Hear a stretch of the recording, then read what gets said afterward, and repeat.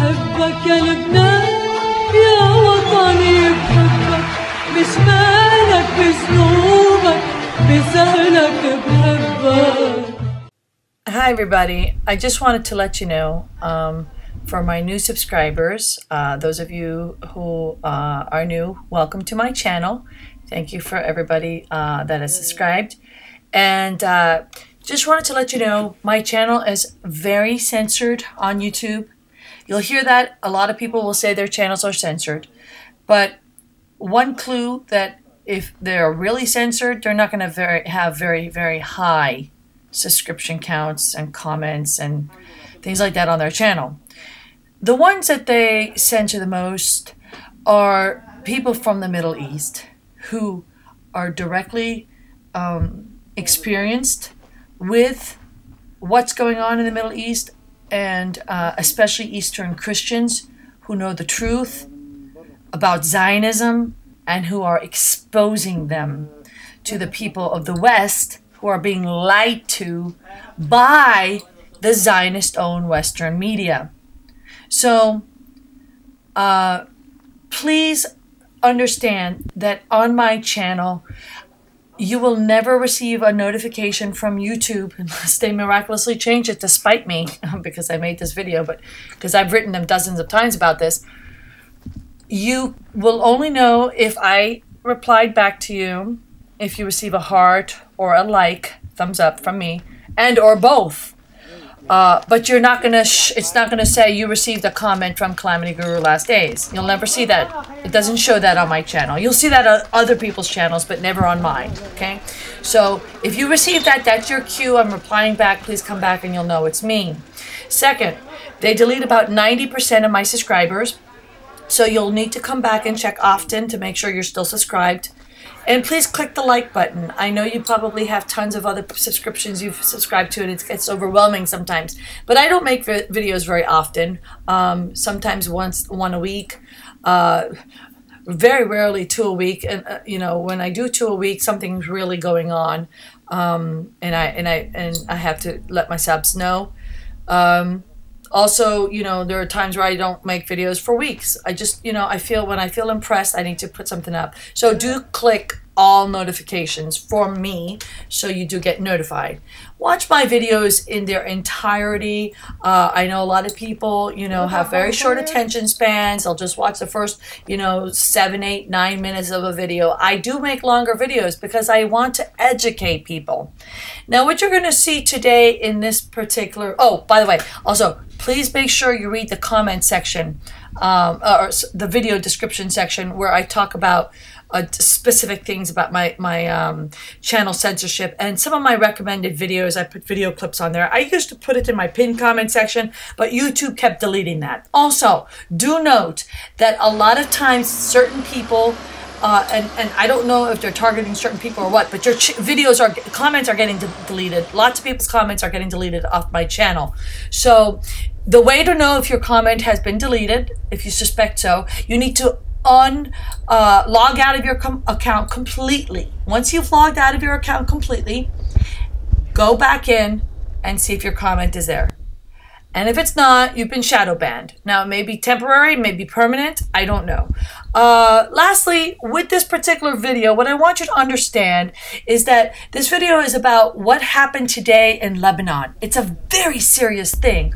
What happened last night, actually, what Israel did against the Lebanese. What people don't know is that Lebanon is the only country in the entire Middle East with a Christian president. It's part of our constitution.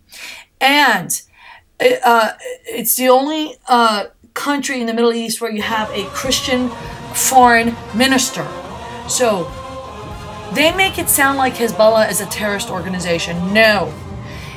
Israel is a terrorist organization. And they've terrorized everyone in the entire Middle East. So please know that Hezbollah has been protecting the Eastern Christians in Syria, in Lebanon, in Iraq. And this is why the Zionists despise them so much, because they are helping to protect the Lebanese Christians.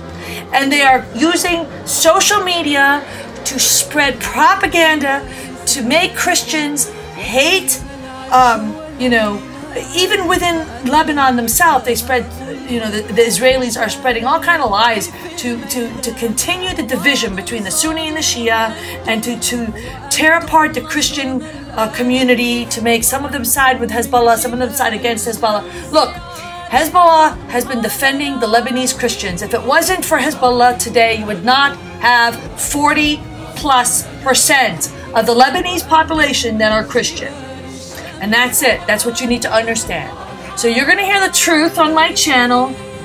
And I ask you to please help support my channel, because YouTube never promotes my videos. Please share them on your social media sites.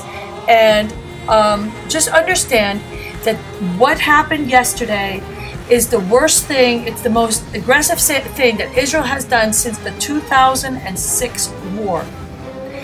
Hassan Nasrallah is a man of his word. He said, if Israel does this again, we have had it. The Lebanese have had it with their aggression.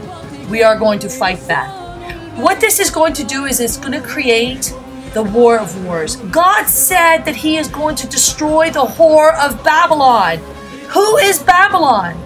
The book of Revelation, chapter 11, I think it's verse 8, says that Babylon is where the Lord was crucified. Where was the Lord crucified? He was crucified in Jerusalem. Who is governing Jerusalem today? It's the Tel Aviv regime.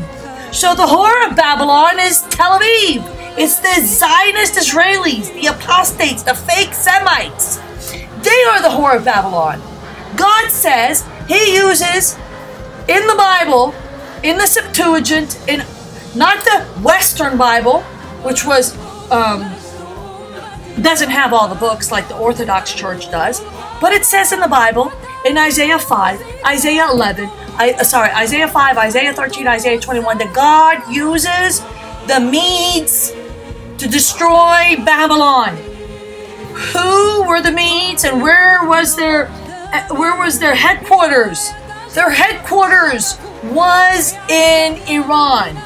Tehran, the capital of Iran today, Tehran. Ancient Tehran used to be called the Medes. When God gives prophecies, he calls them what they used to be called at the time of the prophets. So God says on the judgment day that God uses the Medes and Lebanon to destroy Babylon. What you need to understand is if you're supporting the Zionists, you're against the God. The Christian God who wrote the New Testament and the Old Testament, God Almighty, is against the whore of Babylon. And you need to be on the right side of history. So please watch this interview. Understand that God is going to destroy the whore of Babylon. Her days are numbered. The devil knows the time is short. If you have supported the synagogue of Satan, I suggest you repent, because the kingdom of God is at hand. May the Lord bless you and keep you. May the Lord shine his face upon you and grant you peace. God bless you. Don't forget to comment, like, subscribe, and share.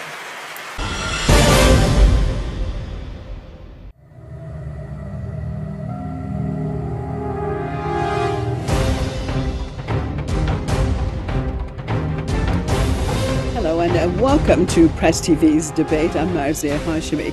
Thanks so much for being with us. Never making an empty threat is the way an analyst described Said Hassan Nasrallah when he says something. And what the Secretary General of Hezbollah has said is that the resistance group will never allow the clocks to turn back when Israel could attack at will inside of Lebanon. He added that Hezbollah will bring down Israeli drones violating Lebanese airspace, and he promised that Tel Aviv will pay for its drone invasion in Lebanon on Saturday night, as well as the killing of 2 Hezbollah members in Syria. Just wait, and the attacks are on their way, is what he said. Let's listen to what else he had to say. The Lebanese state is carrying out its responsibility. It is condemning. That's good. It considers that what took place in southern Beirut as an aggression, that's good. It submits a complaint to the Security Council, that's good. It talks with the Americans and the Europeans, that's good. But this will not stop this dangerous course, which will once again sabotage Lebanon. It will return Lebanon back to what it was before 2006. We in the Islamic resistance won't allow such events to take place, whatever be the price.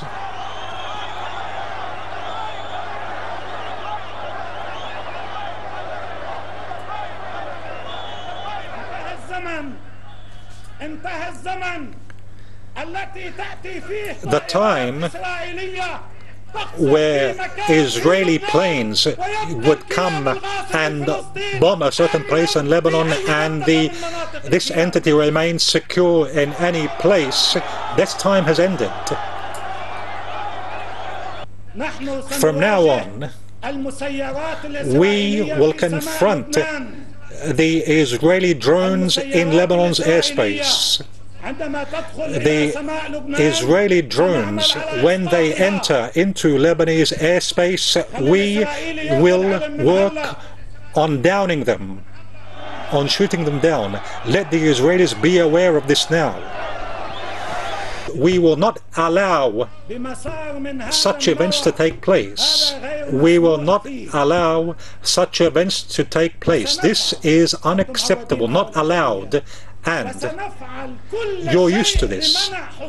We will do anything possible to prevent such events from taking place. I'd like to welcome my guest to the program, Dr. Kevin Barrett, author and Middle East expert out of Kalispell, and Lee Kaplan, investigative journalist and commentator out of Berkeley. Thank you both for being with us. I'm going to start this off in Berkeley. And Lee, why do you think we have witnessed an increase in Israeli aggression, with Tel Aviv attacking in Iraq and Syria, the Gaza Strip, and now in Lebanon?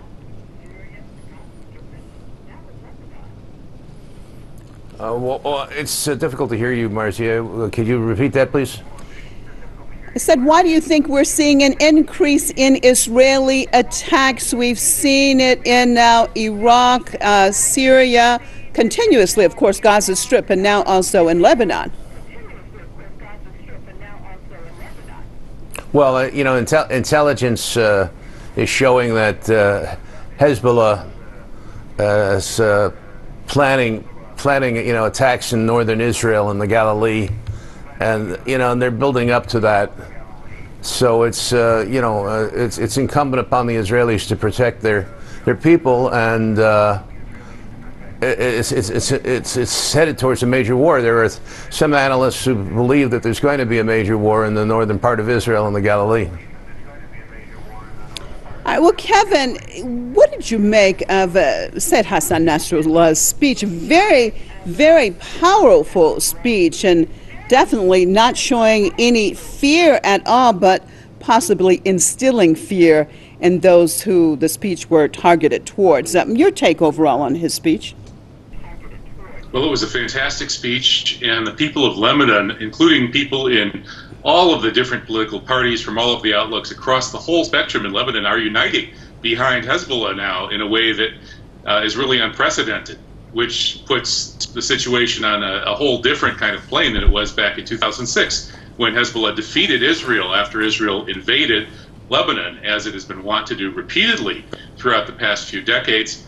And some of the highlights of his speech, I thought, were when he pointed out that this drone that was initially taken down was taken down by kids with rocks. I mean, what better illustration of the David versus Goliath nature of the struggle against the monstrous Zionist entity occupying Palestine than having kids with rocks taking down these horrific drones. You know, the drone is one of the most evil weapons ever invented by humans. 90% of the killer drone attacks around the world, mostly by the U.S., have been civilian victims.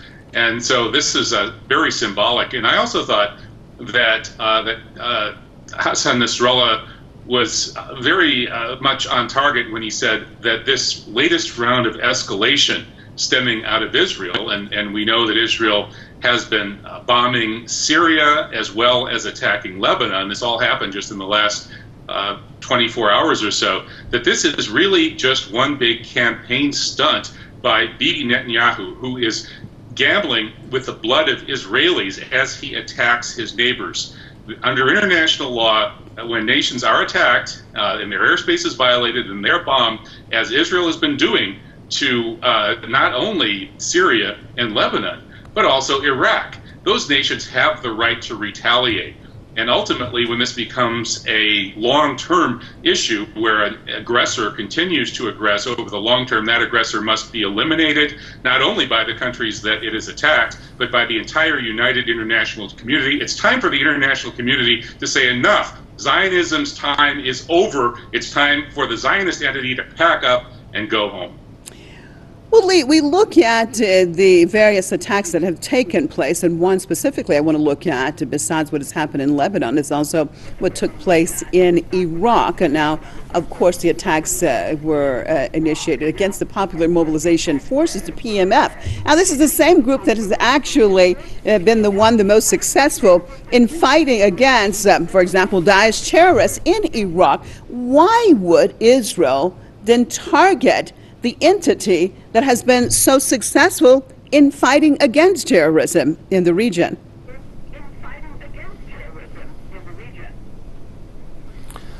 I couldn't quite make out the question. Could you repeat it? You're having some feedback problems, huh? Yes. Okay, hopefully we can get that fixed. I'll try to repeat it, though. Basically, is that Israeli attacks took place in Iraq against the Popular Mobilization Forces, PMF, the entity that has been extremely successful in fighting against Daesh terrorists, of course, in Iraq.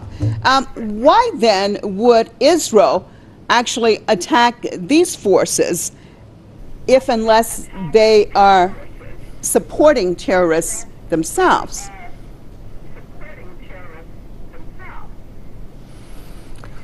Oh, well, again, it's very garbled what you're saying. I guess I'm gathering that you're saying is that Israel is the aggressor again, the usual blah blah blah about Israel. Look, Israel is tiny little country in that region. And we go through the same thing all the time, accusing Israel of being an aggressor and all the other stuff. Israel has to contend with constant mobilizations and propaganda against their right to exist. And it's a tenable situation. Hopefully we can get your audio straightened out. Well, Kevin, what do you think is going on right now? Israel is trying to accomplish. What is it trying to accomplish by being so antagonistic in the region? Now, you talked about what Sayyid Hassan Nasrallah had said, that basically Netanyahu now is playing with the blood, actually, of the Israelis, because, of course, these entities, whether we're talking about Iraq or Lebanon or Syria or even on the Gaza Strip, obviously people are going to defend themselves. Countries are going to defend themselves. So why has it just been expanding these antagonistic acts? And obviously there's going to be blowback for it. Well, for once I agree with Lee Kaplan. It's an untenable situation. And that untenable situation has been created entirely by the Zionists themselves. They're the aggressors. They invaded and occupied Palestine. They committed genocide, and yes, they have been convicted of genocide in the Kuala Lumpur War Crimes Tribunals, and anybody can feed that into a search engine for the details about why the Zionist entity is indeed and has been committing systematic genocide for more than half a century. That's untenable, and that they've got gotten themselves into a situation that's become more and more untenable all the time, primarily because rather than making peace when they had a chance to in the 80s and 90s, when they could have accepted a two-state solution that would have been supported ultimately by the Palestinians and others, they would have said, no, that's not just. We shouldn't allow this genocide to stand and allow this Jewish supremacist state to continue to occupy land in the Holy Land of Palestine, but it's better than eternal bloodshed. Every major Palestinian faction would have accepted a two-state solution then. But people like Netanyahu and Lee Kaplan and others of the fanatical, like Kudnik extremist wing of the Zionist movement, the heirs of Jabotinsky, the blood-soaked terrorist who created Israel through terrorism, those people insisted on stealing more and more and more. And they sent more than 500,000 colonizers to squat and occupy territories that the whole world is 100% in agreement belong to Palestine, and also territories that belong to Syria, like the occupied Golan Heights. By refusing to make that deal of pulling back to the pre-67 borders for peace and living in peace with their neighbors, which they could have easily done, these lunatics driven by a fanatical messianic Zionist ideology, the heirs of the Satanist Shabtai Zvi. The first Zionist was a Satanist 400 years ago, Shabtai Zvi. These maniacs, people like Lee Kaplan, the very guy I'm talking to, hopefully he's got his earpiece fixed so he can hear what I'm saying right now. Those people have put Israel in the untenable situation it's in. There will no longer be an Israel pretty soon. That's because the only thing it can do, the only thing Bibi Netanyahu, that gangster who was behind the 9/11 massacre of almost 30,000 Americans, can do at this point is to start another big war, to shed vast amounts of blood, Israeli blood, everybody else's blood, in a desperate attempt to keep himself out of prison. Okay. As Hassan Nasrallah said, he's either going to be in prison or he's going to be this right-wing fanatical dictator of Israel. And okay, let me get Lee back into this discussion. Your perspective, Lee. I mean, said Hassan Nasrallah has actually said that Netanyahu is basically risking the lives and actually with what he's doing, spilling the lives of even Israelis, spilling the blood of Israelis. Your take on that? Isn't it basically, it's like he's playing Russian roulette, not only with the lives, of course, of other people in the region, but also Israelis themselves. Your take on that? Why is that the case? Kevin Barrett doing his usual filibuster, accusing Israel of genocide, the usual nonsense, genocide, and making problems and all this other stuff. Did you hear my question, Lee? No, I couldn't, Marcia. Could you repeat it, please? What I said was that Said Hassan Nasrallah has basically said that Netanyahu is basically playing with Israeli blood now by risking their lives, because of course there is going to be a response with all of this Israeli aggression, and all of this, he's saying, is being done for Netanyahu to get elected, but it's also risking Israeli lives. Your take? My take is that it's the same old saw.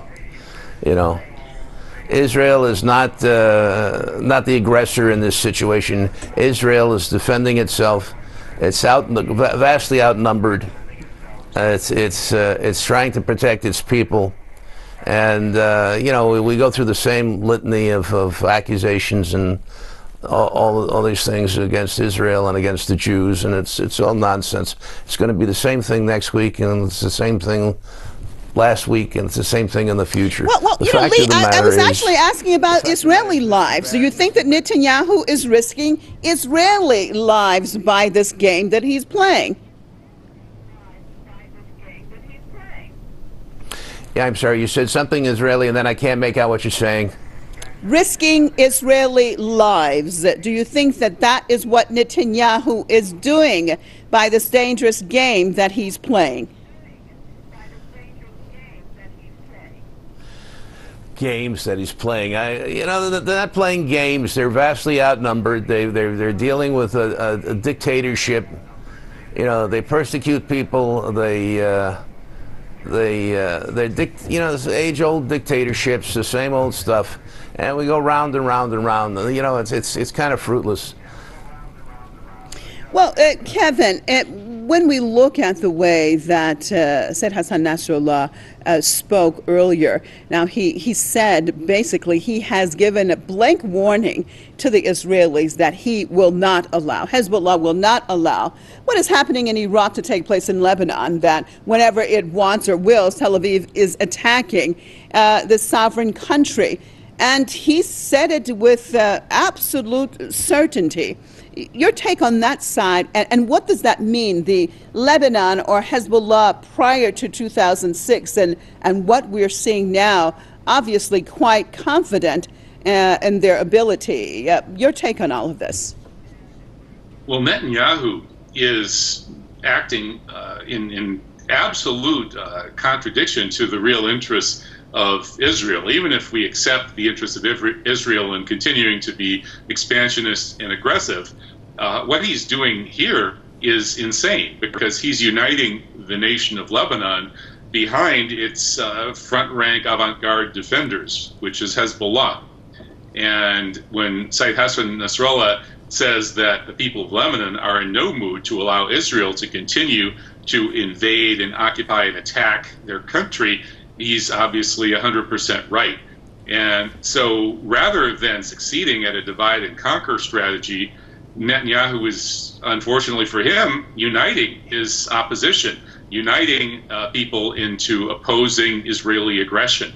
And he's doing that all over the world, not only in Lebanon and in Iraq and in Syria, but in Europe and the United States as well. And indeed, even in Israel, where many of the most intelligent and aware Jewish thinkers, like Gideon Levy, writing in the most recent Haaretz, points out that the real interests of the people of Israel lie with people like Ilhan Omar and Rashida Tlaib and others in the United States who are speaking out against this apartheid supremacist state that needs to be radically reformed. And so this extremist, Likudnik, Jabotinsky, terroristic fanaticism of people like Netanyahu is not actually making Israel sustainable. It's actually destroying Israel. And I think that Lee Kaplan, who, you know, he seems to say the same things, whether or not he can even hear the question, is so weary at this point, is because he sees this. He sees that untenable situation, as he put it, and he and people like him are the ones who created it. Well, what about that, Lee, by what Netanyahu is doing in so many different countries? Isn't he really actually expediting the unity between all of these entities in confronting Israel? In confronting Israel. Look, Israel is a tiny country. It's a democracy. It tries to, it exports medicine products to help mankind, and they're constantly under besiege by totalitarian regimes. And we go through the same speech all the time. You know, you have Kevin Barrett, and they filibuster and they try to claim that Israel is at the fault. All you have to do is take a map and look at Israel in relation to all the enemies it has around the world over there. They're not democracies, and they're not you know, looking for the best interests of their people. And, you talk about Israel being tiny, being small. Well, Lebanon is small, and it was Israel that has attacked Lebanon. So, I mean, if we're going to talk about size, we're talking about what gives Israel the right to be the aggressor and attacking all of these entities. Now, you said earlier that because they may attack Israel, basically Israel has to launch these attacks. That's a declaration in war in international terms, when you basically do not deal with the sovereignty of a nation. You ignore the sovereignty and you attack them at will. That's basically what Tel Aviv is doing, Lee. Merzia, you know, you're an intelligent woman. You know the fact is that what's going on is, you know, it's true Lebanon is small, but Lebanon has the entire Arab Ummah against Israel that I can use, and it's launching attacks and stuff like that. All right, Lee, let me get Kevin in. I'm just about out of time. Kevin, your thoughts? I mean, with Israeli recklessness continuing in the region, I mean, where do you see all of this going? Well, it's all kind of in Zionism is just in its death spiral. It's followed a strategy of extreme aggression and belligerence, and it succeeded in alienating the world, all over the world, including here in the United States, the base of the Zionist international crime mob.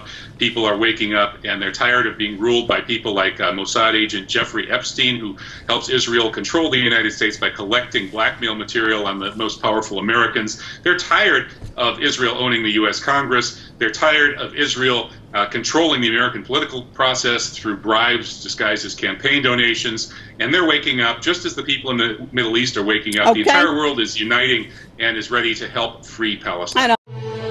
بحبك يا لبنان يا وطني بحبك بشمالك بجنوبك بسهلك بحبك